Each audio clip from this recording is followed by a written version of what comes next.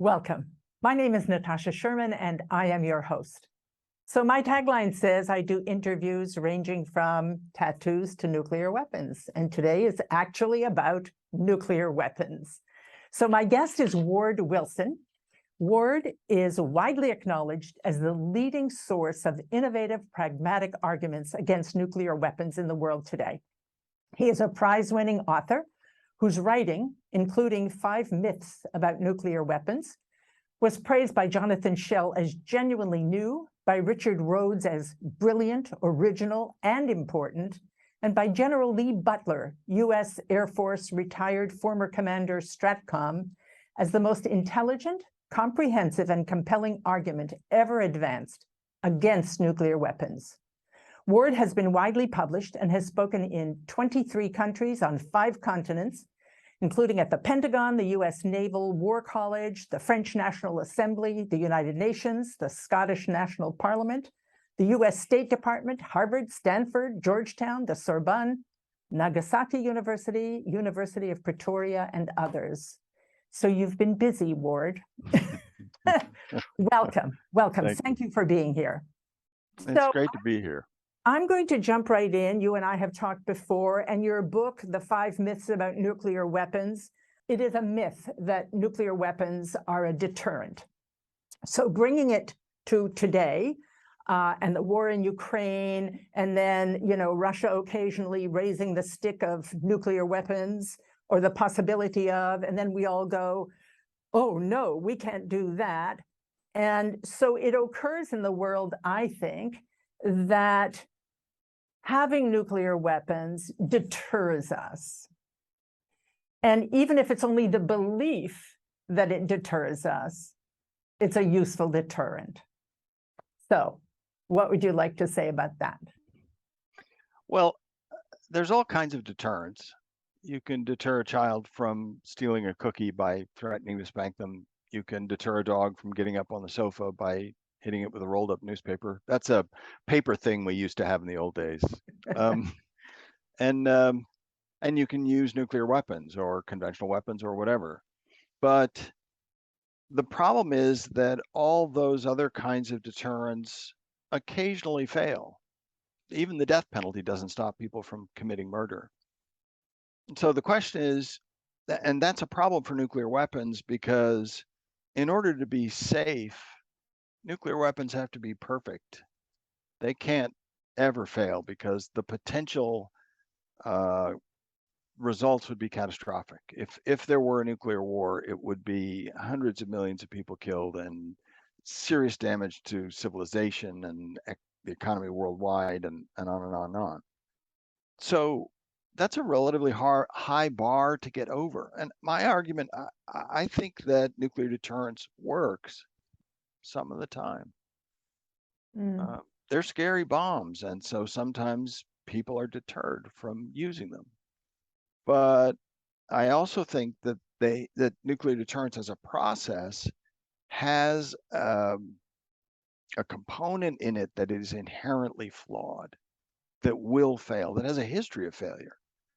And that component is us. We are the weakest link. Human beings are flawed. We lose our temper. We get carried away. We go insane.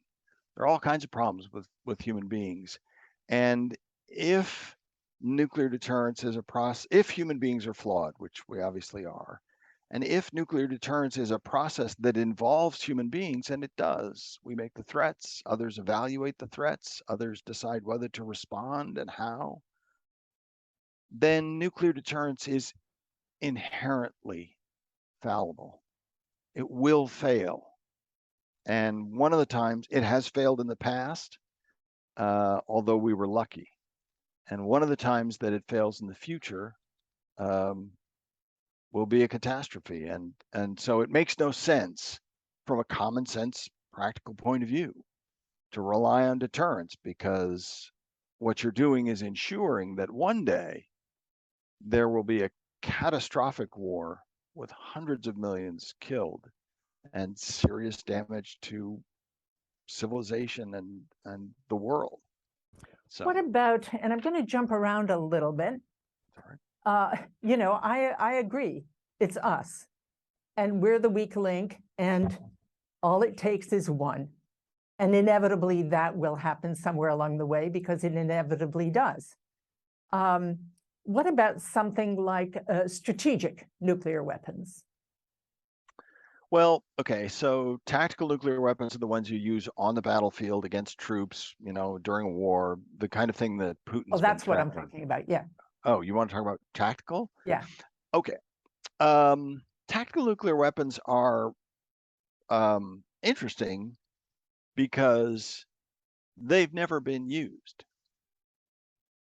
We've lived through 3/4 of a century and they've never been used.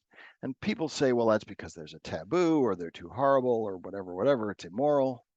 But the fact is, there's no weapon in history that was immoral, but people thought could win a war and they didn't use it. If people think they can win a war using an immoral weapon, they use it. That's just what history teaches us. So what does it mean that nuclear weapons have only been used twice 75 years ago, and then never again, and never on a battlefield? Twice against cities, never on a battlefield. Can we use them in small? Can we use nuclear weapons, small nuclear weapons? Well, yes, but here's a problem. So let's take Ukraine. Putin says he's going to use nuclear weapons, battlefield nuclear weapons. Most of the tactical nuclear weapons that Russia has that are intended for use on the battlefield are 10 kilotons. That means they're 2/3 of the power of the bomb that destroyed Hiroshima. So the blast area, I hope I get this right, the blast area is something like 1.5 miles. The most extreme effects, there's a circle of the most, and it's 1.5 miles. And then there are more effects out to about 4 or 5 miles with diminishing intensity and fatality. Well, the problem is, in a war, when you're at the front line, your troops are pretty close to their troops. And if you drop a bomb on their troops, you're going to kill some of your troops. And that's generally frowned on in war. And you can use them behind the lines against a supply depot or something, although that's a little like attacking the tail of the snake instead of the head of the snake. But radiation from a 10 kiloton nuclear weapon can travel 25 miles in an hour, lethal radiation. And less lethal radiation can travel hundreds or even thousands of miles over longer periods of time. So the problem with tactical battlefield nuclear weapons is that they are really too big and clumsy to use. And even if you can find a target, you have to wait for the wind to be blowing in the right direction. And it's often difficult to kind of wait during a battle for the wind to change around to the right direction so it doesn't blow back on your own troops and kill, some portion of your troops. So I believe that the reason that they haven't been used is not because there's a taboo or they're immoral or whatever, but because they're not very good weapons. They're difficult to use. It's really hard to find a good target to aim at. It's interesting because recently it was the anniversary of Hiroshima and Nagasaki, and I was watching a special on people who had survived, who are now in their 90s, whatever, and doing art to reflect their experience, but also talking about it. And I think it was the most compelling argument. I think people need to see something like this, that people who survived and what they survived, because it's incomprehensible to us. It really is. And the unfortunate thing is they offered to take the art show, I think, to some American, somewhere here in America, and some veteran organization said, no, we are grateful to the Enola Gay, and we are grateful to this day that it ended the war. And there's the myth that you propose that ended the war. But for me, it all falls into, even if you believe that that did the job, why would you not have compassion for these people's stories? Why would you not face the reality, knowing that, yes, we did what we had to do or thought what we had to do? I think what's missing is the humanity of it all. I think nuclear weapons and Hiroshima in particular have tied us in knots. I think that there's a lot of unexpressed sense of guilt or discomfort about having bombed Hiroshima, and that the people who say that it was moral to do so say so vehemently. They're still angry about questions about that, and it, it it's an indication that there is something morally uncomfortable for all of us, that 75 years later we're still trying to sort out, was it right, was it wrong, and there's still no agreement on that. So I might have more to say about that in the future. I've just been thinking about this, trying to sort through. There are a lot of telling things about the objections to nuclear weapons. They're often framed as rational, logical, but there are underlying assumptions or emotions that that's not an answer. But I'm just saying. Yeah, yeah. And in a way, that's the good news, that there's still reflection and inner conflict. So here's the thing, we're going to get to, like, how do we start to disarm? Who do we have to convince? Now, you said that you talked to 20-year-olds and they've barely even heard of nuclear weapons. I mean, in my mind, that's shocking. Are they living under a rock? I mean, it's especially now. Yeah. Yeah. The thing is, what people often don't realize is that nuclear weapons are like an asteroid. People who are against nuclear weapons get distressed and distraught because no one focuses on the issue, no one talks about it. You can tune in and find news programs where they're shouting at each other about Iran getting the bomb or North Korea getting the bomb, but they never talk about the risk of having the bomb. And I think that the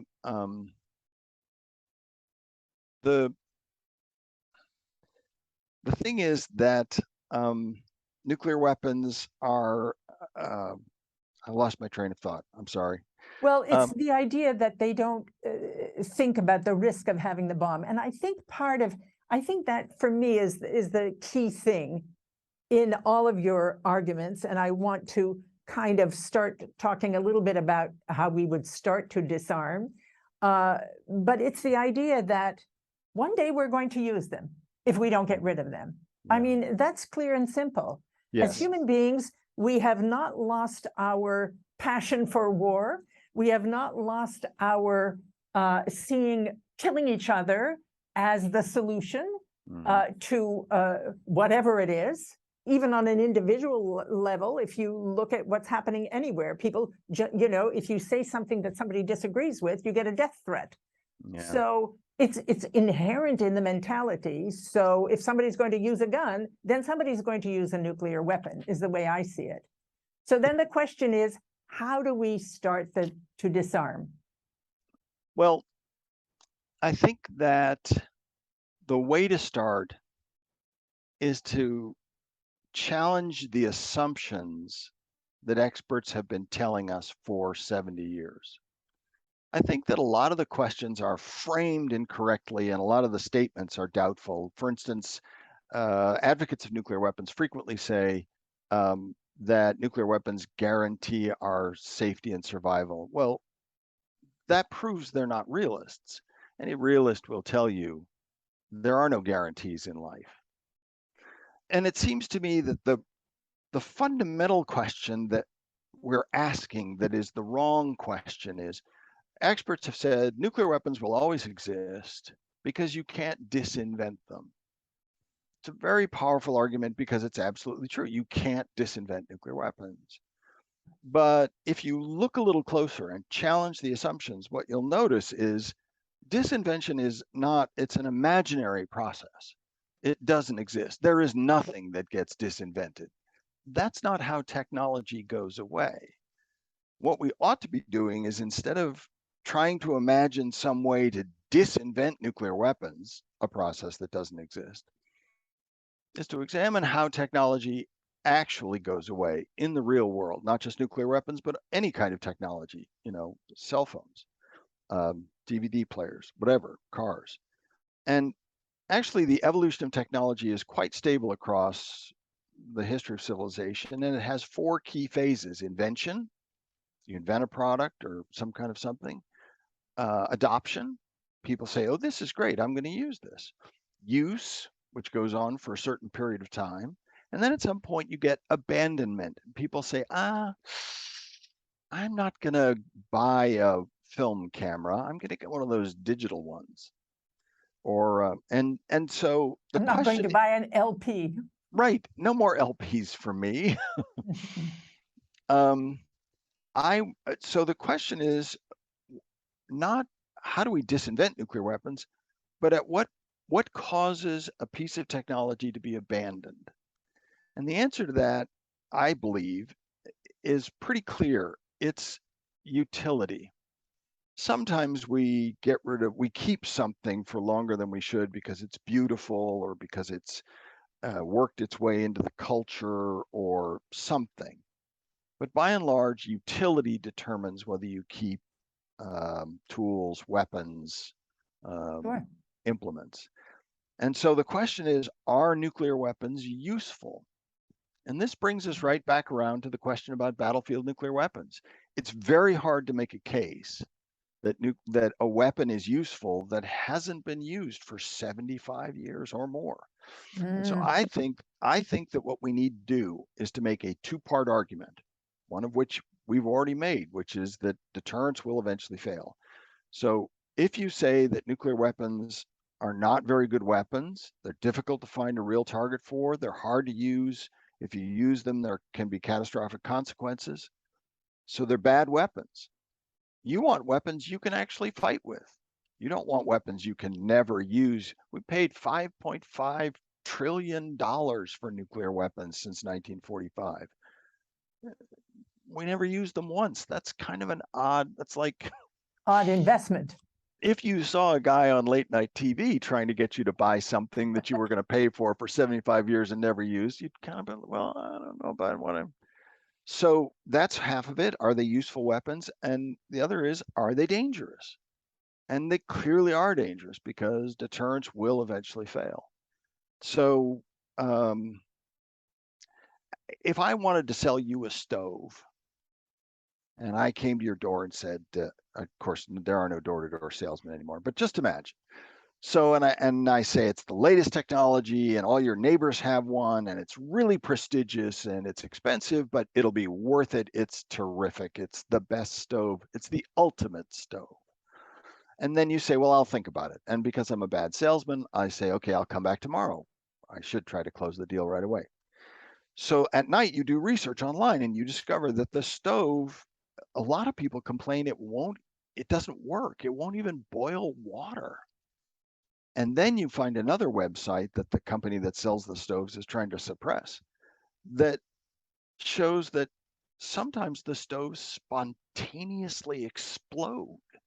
Several people have had their houses burned down and a family in St. Louis was killed. So the question is, would you buy that stove? Would anyone buy that stove? And the answer is, not even a crazy dictator would buy that stove. And if nuclear weapons are like that stove, if they're not very useful and if they're dangerous, then we don't have to solve the problem of how to convince crazy dictators not to build them. We just have to convince them of those 2 things, of that reality.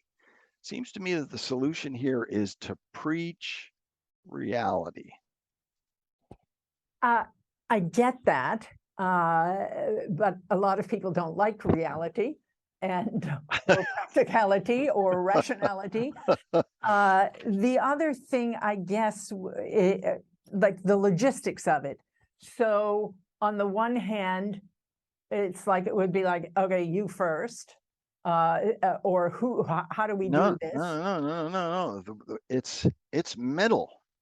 It's So it's changing the mentality. right. So The that people president would goes. naturally. You get an American president.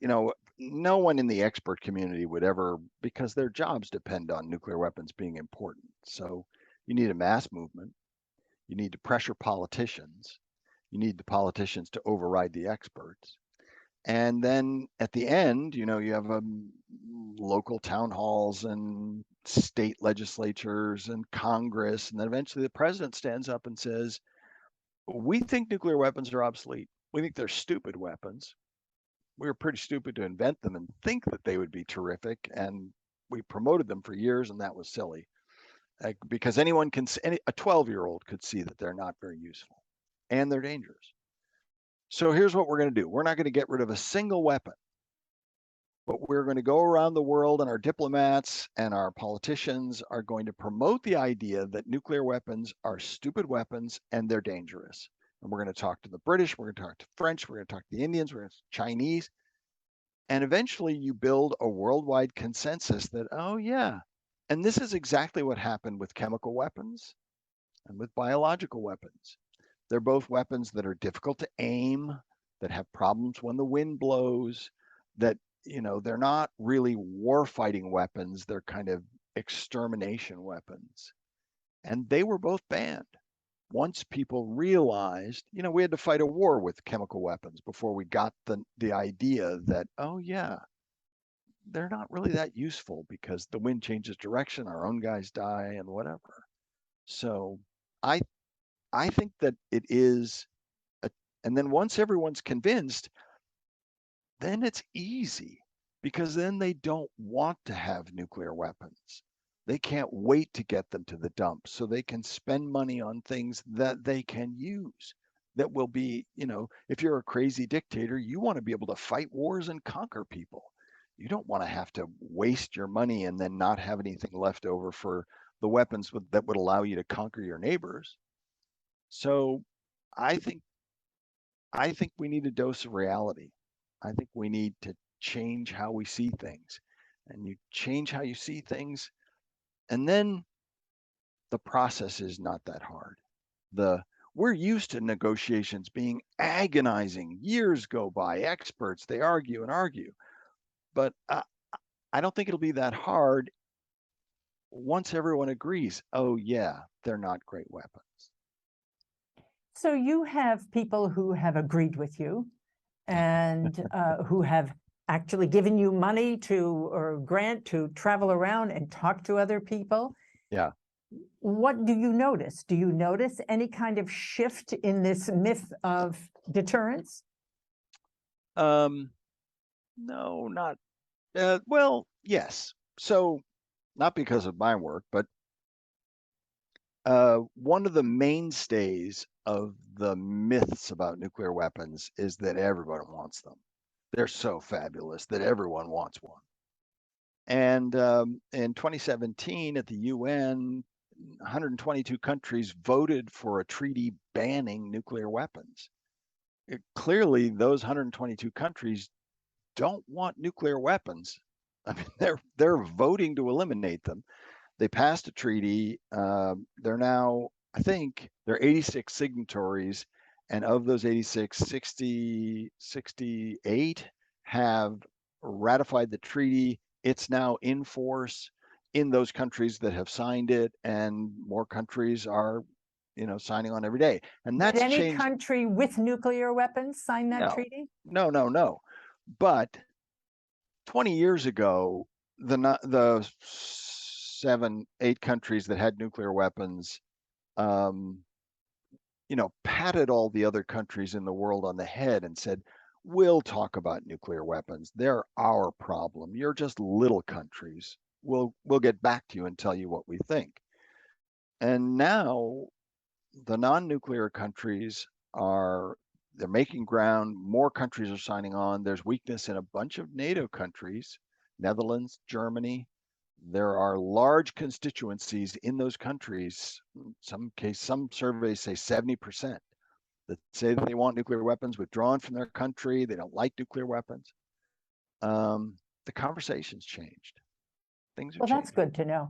Yeah. So we only have a couple of minutes left, Ward. What is it that someone like me as an individual, going about my life, hoping that nobody uses them, what is it that you would like people to think about or take action on? I would like people to be familiar with the arguments about reality and nuclear weapons, that they're fundamentally not useful weapons. I'm publishing a book called It Is Possible, Practical Essays on the Elimination of Nuclear Weapons. And I would love it if people would get that book and familiarize themselves with those arguments. And then it's a process. You talk to people you know about nuclear weapons and make it so that discussing the problem isn't taboo, and say, look, this is a serious issue and there is a solution, so we should talk about it. Yeah. And then you need a grassroots movement that starts at the local level and moves to the state and then moves to the national level. And I think the thing that I would like people to do most is hope. One of the things that worries me about the United States is that it seems to me that we are losing hope. More and more, we throw our hands in the air and say, oh, there's nothing to be done. And I think that on this issue, at least, there's no reason why we can't manage this. There's no reason why we can't get this done. It'll be hard. It'll require work. People will be afraid. They won't want to give up their nuclear weapons. We'll have to persuade people, but it can be done. And I believe that. And I would like people to risk wondering if it might be possible. And wouldn't it be better to live in a world without nuclear weapons? Yeah. Thank you. We're at the end of our time. Thank you for doing this interview, but also for the work that you're doing. And I invite people to check out the book you already published and your upcoming book. And my website, yes. www.realistrevolt.org. I always forget to advertise myself. No, that's great. Again, www.realistrevolt.org. Yeah. Ward, thank you so much. Thank you, Natasha. My name is Natasha Sherman. Thank you for joining us.